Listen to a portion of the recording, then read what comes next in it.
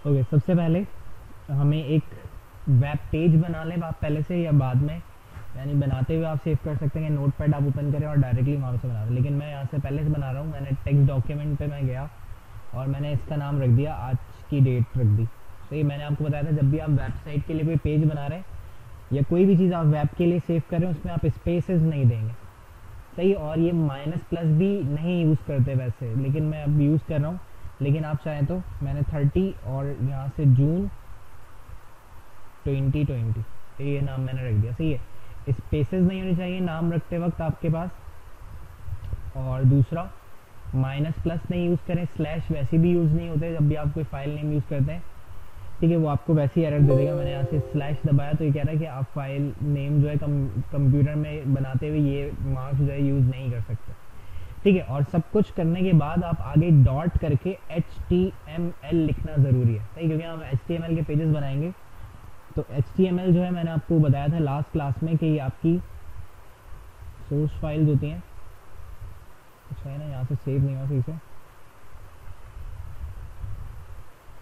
मैं नोटपैड से ही बनाता हूँ। देखिए डायरेक्टली मैं यहाँ से गया और नोटपैड मैंने लिया और उसको यहाँ से सेव एज किया, क्योंकि ना वो यहाँ से फाइल फॉर्मेट डिटेक्ट नहीं कर रहा, यहाँ से फाइल फॉर्मेट डिटेक्ट कर लेगा। तो मैं 3 to 5 30 जून और यहाँ पे 30-जून-2020, ठीक है। डैश इसलिए मना करते हैं क्योंकि डैश जो है ना वो जावास्क्रिप्ट जो आप लिखते हैं तो उसमें प्लस माइनस के लिए minus as a minus use होता है, डैश इसलिए यूज़ नहीं करते। लेकिन अभी हम जावास्क्रिप्ट पे नहीं काम करें तो इसलिए मैं यहाँ पे .html लिख के फाइल नेम को सेव कर दिया, ठीक है। तो यहाँ पर देखें आपका वेब पेज बन गया। इस पर डबल क्लिक करके आप देख सकते हैं कि ये आपके क्रोम पे जाके ओपन हो रहा है। फिर मैंने लास्ट क्लास में आपको बताया था कि सबसे पहले हमें एक डॉक टाइप डिक्लेरेशन करनी पड़ती है। तो मैंने यहाँ पे जाके लिख दिया डॉक टाइप HTML, सही। और इससे पहले आपको लगाना होता है एक्सक्लेमेशन मार्क Shift 1 प्रेस करके। इससे क्या होता है कि आप कौन से फॉर्मेट की HTML लिख रहे हैं ये आपके जो डॉक्यूमेंट या जो वेब पेज होता है उसको पता चल जाता है, सही। ये जो डॉक्यूमेंट है ये किसके लिए है, HTML5 के लिए। HTML5 जैसे आपके वर्जन होते हैं ना सॉफ्टवेयर्स के, जैसे फोटोशॉप आप यूज़ करते हैं CC 2015, CC 2017, इसी तरह जो कोडिंग होती है इनके भी वर्जन आते हैं। तो HTML5 जो है वो अभी तक की सबसे लेटेस्ट है, उसके बाद अभी आने वाली हैं लेकिन अभी तक आई नहीं है।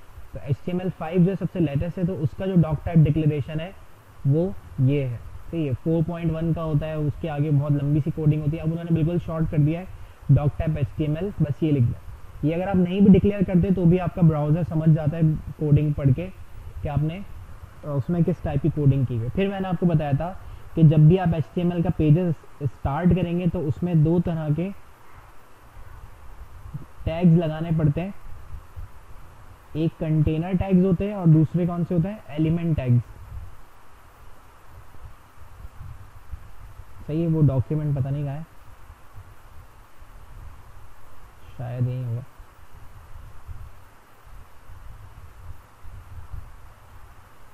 सही, ये मैंने आपको बताया था कि जो आपके टैग्स होंगे वो टैग्स की हायरार्की इस तरह से होती है कि पेरेंट टैग्स होंगे, उनके अंदर जो टैग्स होंगे वो उसके चाइल्ड टैग्स होंगे, और उसके साथ जो टैग्स होंगे वो सिबलिंग टैग्स होंगे।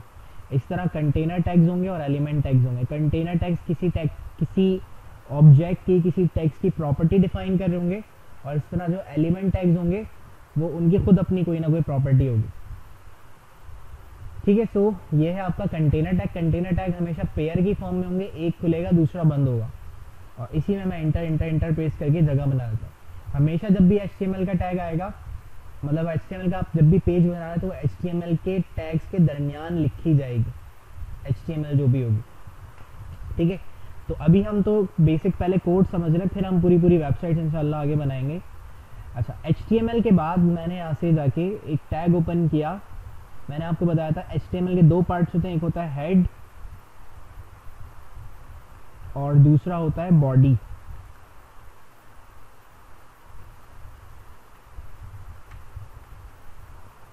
ठीक है। ये HTML के दो पार्ट्स हैं। मेन पार्ट है HTML और फिर HTML के मजीद दो पार्ट्स हैं, एक हेड और दूसरा बॉडी। हेड में मैंने आपको बताया था जितने भी एक्सटर्नल लिंक्स होंगे ना, जो आपकी वेबसाइट के स्ट्रक्चर के अलावा जो काम हो रहा है, यानी कहीं दूसरी शीट से आप कभी कोड्स ले रहे होंगे, कभी आपको यहाँ टाइटल में कुछ लिखना है, तो वो सब चीज़ें जो है आपके हेड वाले सेक्शन में लगती हैं। हेड पे आप कुछ लिखेंगे तो वो आपके डिज़ाइन में नहीं आता। अगर सपोज मैं ऐसे ही लिख देता हूँ, इसमें मैंने लिख दिया टाइटल हेयर, तो ये आपके देखें बॉडी वाले सेक्शन में आ जाएगा। इसको मैंने यहाँ से सेव किया, फाइल से जाके सेव या कंट्रोल एस, और यहाँ पे F5 प्रेस करके रिफ्रेश कर दूँ, देखिए आपके पेज के अंदर आ रहा है। क्योंकि अभी जो है वो कोड जो है वो कंफ्यूज है कि इसको लिखना क्या है, तो वो आपको सिंपल आपकी जो भी डिज़ाइन है उसके अंदर आपके वेब पेज में लिखा हो दे रहा है। लेकिन अगर मैं इसको कर देता हूँ कि ये मेरे लिए टाइटल है, मैंने इस जो टेक्स्ट मैंने लिखा था उसका मैंने एक कैरेक्टर डिफाइन कर दिया कि ये हमारे पेज का टाइटल है, और टाइटल मैं यहाँ पर दे देता हूँ Nokia official website for Pakistan. सही, ये मेरा टाइटल है। टाइटल हमेशा कहाँ आएगा, इसको मैंने यहाँ से सेव किया और यहाँ से रिफ्रेश करिए तो यहाँ पर आपका टाइटल लिखा हुआ था, Nokia official website for Pakistan. इसी तरह यहाँ पे ये फेविकॉन लगता है, ये हम आगे बढ़ेंगे तो मैं बताऊंगा तो ये क्या किस तरह से लगता है। जैसे मैं यहाँ पर ये वेब स्टोर मैंने खोल दिया, तो यहाँ पर एक छोटी सी तस्वीर जैसे लगी हुई नज़र आ रही है आपको, ये तस्वीर फेविकॉन कहलाती है। तो ये भी आपके हेड में ही लगेगी, ठीक है, तो वो हम फिर बाद में देखेंगे, अभी हम वो नहीं देख रहे हैं। अच्छा, इसके अलावा मैंने बॉडी के कुछ टैग्स बताए थे। अच्छा, मैं टैब प्रेस करके आगे जाना ताकि मुझे हायरार्की समझ में आ जाए कि मैंने कौन सा टैग किसके बाद लगाया।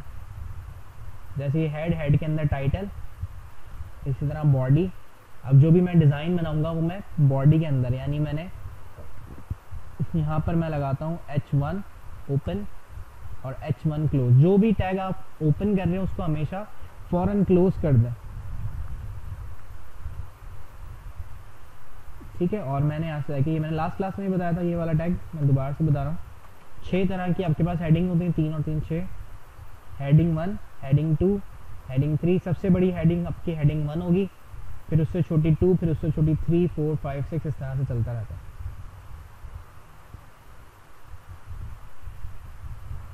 ठीक है। अंदर का टेक्स्ट मैं चेंज नहीं कर रहा हूँ।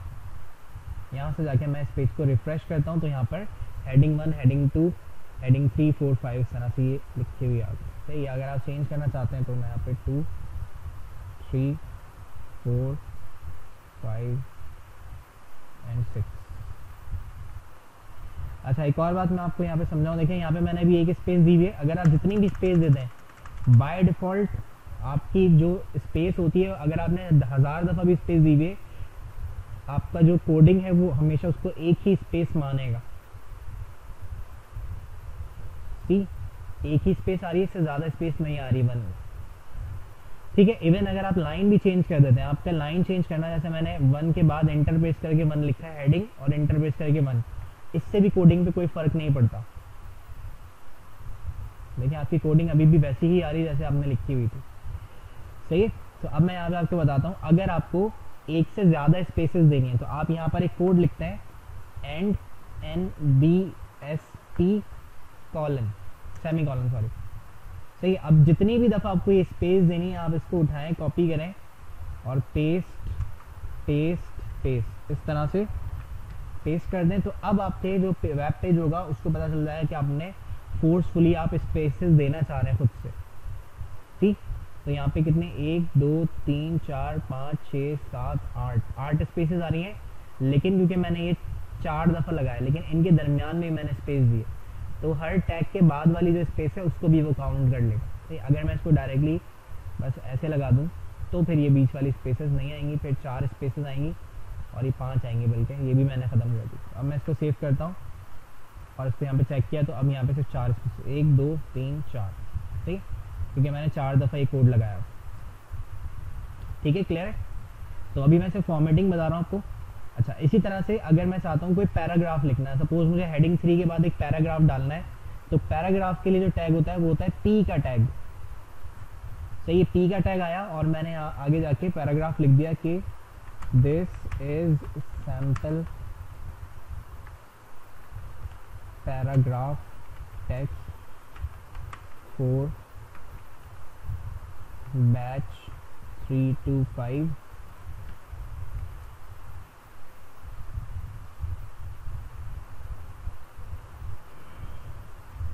Copy paste paste paste paste paste paste paste, सही है।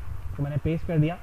अभी एक लाइन में आ रहा है तो मैंने यहाँ से जाके वर्ड वार्प कर देता हूँ, सही। लेकिन इसको ऐसे लिखने में, जैसे अभी यहाँ पे 1 2 3 4 5 लाइन्स में बन रहा है, लेकिन ऐसा नहीं होगा। ये आपके वेब पेज के साइज़ को देखेगा। मैंने इसको सेव किया और यहाँ पे मैं रिफ्रेश करता हूँ तो हेडिंग 3 के बाद देखिए एक पैराग्राफ आ रहा है और ये अपने वेब पेज को देख रहा है कि उसकी बाउंड्री कहाँ तक जा रही है। अगर मैं इसका जो आपके वेब पेज का साइज़ है वो कम करता रहूँगा तो इसकी लाइन भी कम होती रहेगी। ये भी मैंने कोई स्ट्रक्चर नहीं बनाया है, मैंने सिर्फ ऐसी डायरेक्टली नॉर्मल टेक्स्ट लिखा है, सही है। तो पहले यही चीज़ें होती थी। अगर आप दुनिया की पहली वेबसाइट देखें वो आज भी वैसी बनी हुई जैसी बनाई गई थी, तो वो आपको ऐसे ही नज़र आएगी। उसमें पहले कोई डिज़ाइनिंग नहीं हुआ करती। तो ये आपकी दुनिया की सबसे पहली वेबसाइट है जो पहली वेबसाइट बनी थी। ये देखें, इसी तरह से बस हेडिंग लगी हुई है, ये लिंक्स लगे हुए। लिंक पे क्लिक करेंगे तो वो एक और पेज पे ले जाएगा, उसमें पैराग्राफ है, पैराग्राफ में ये बीच में लिंक्स लगे हुए। तो कोई स्टाइलिंग नहीं होती थी जब नई नई वेबसाइट्स आई थी, तो इसी तरह से पैराग्राफ लिखे जाते थे, सही। तो ये एक यादगार के तौर पे अभी भी वेबसाइट वैसी है। अब हम जो है वो बहुत सारी डिज़ाइनिंग स्टाइलिंग कर पाते हैं इस वजह से, ठीक है। अच्छा, अगर आप चाहते हैं कि आपको अपनी मर्जी से एक प्री फॉर्मेटेड पैराग्राफ लिखना है, मैं यहाँ पे आपको ना कोड्स लिख के बताता हूँ। हेडिंग 1 से हेडिंग 6 तक ये आपके हेडिंग के कंटेनर टैग्स हैं, ठीक है। अगर आप P यूज़ कर रहे हैं, ये मैं शुरू में बताऊंगा, बाकी फिर आपकी जिम्मेदारी, आप खुद अपने पास लिखें तो ज़्यादा सही है। जो P का टैग है वो किसके लिए? पैराग्राफ के लिए। और फिर एक टैग है जो कम यूज़ होता है, या अब तो बहुत कम यूज़ होता है, लोग यूज़ भी नहीं करते, TRE का टैग। तो ये कहलाता है प्री फॉर्मेटेड पैराग्राफ।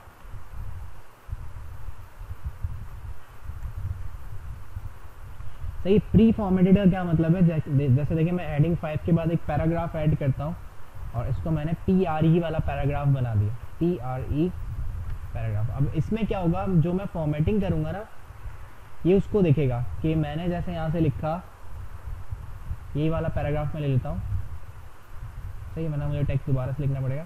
इसको मैंने पेस्ट किया। अब देखिए मैं दिस इस के बाद इंटर पेस्ट कर देता हूँ। तो पहली लाइन में क्या है? दिस इज, फिर सैम्पल पैराग्राफ और टेक्स्ट के बाद मैं दोबारा से इंटर पेस्ट कर देता हूँ, ठीक है। फिर इज के बाद मैं बहुत सारी स्पेसेस दे देता हूँ।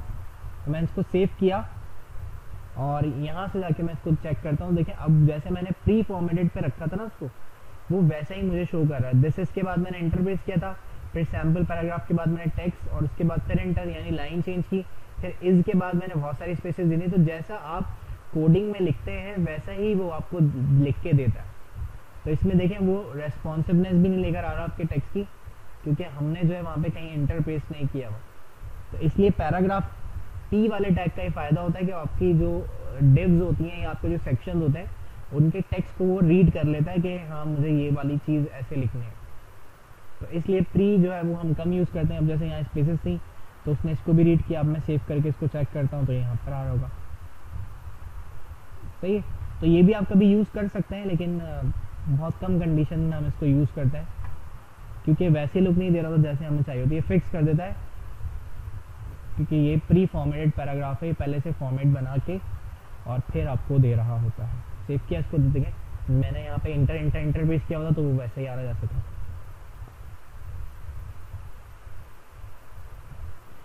ठीक है, यहाँ तक क्लियर है। अच्छा, एक कोड मैं आपको और बता रहा हूँ। देखिए मैं चाहता हूँ ये जो हेडिंग है ये मूव होनी चाहिए।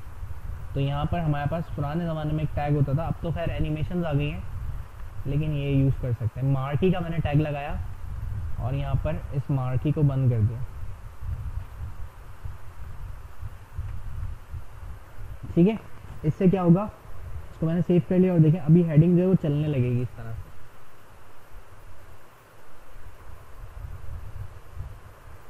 सही है। इसकी स्पीड कम या ज़्यादा करनी है तो फिर वो हम नेक्स्ट क्लास में देखेंगे क्या चीज़ लगाते हैं। तो ये बस जिसको भी आपको इस तरह से चलाना हो टेक्स्ट को, आप उसके आगे और पीछे ये वाला टैग लगा देंगे। तो मैंने कॉपी किया, मैं चाहता हूँ हेडिंग 1 जो है वो चलनी चाहिए इस तरह से। तो मार्की ओपन, मार्की क्लोज। अगर आप मार्की क्लोज नहीं करेंगे तो सब चलने लग जाएगा, क्योंकि आपने ये टैग कहीं पे बंद नहीं किया हुआ। तो इसीलिए मैंने कहा था कि जो भी चीज़ हो उसको बंद करना ज़रूरी है, ताकि आपकी कोडिंग को पता हो कि हमें क्या चीज़ कहाँ से कहाँ तक चलानी है, कहाँ से कहाँ तक चीज़ को ब्रेक करना है। अब मैं यहाँ से जाके इसको प्ले करता हूँ तो देखें सिर्फ हेडिंग 1 ही चल रही है।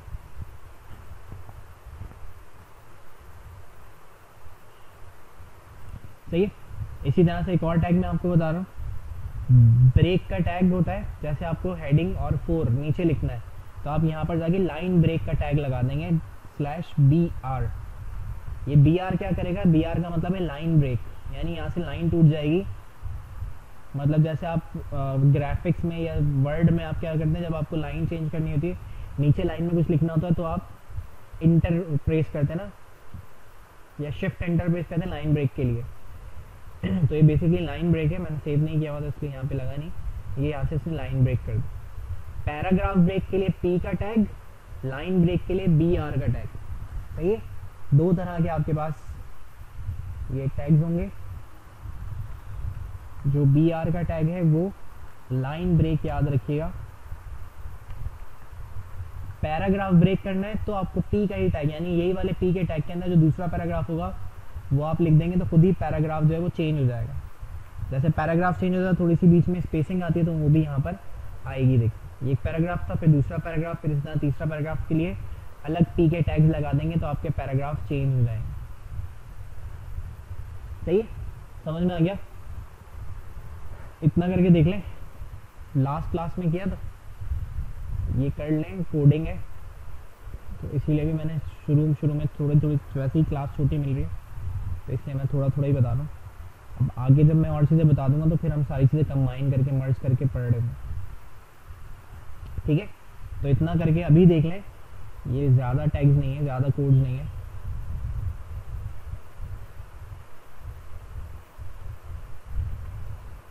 ठीक है, इसकी वीडियो में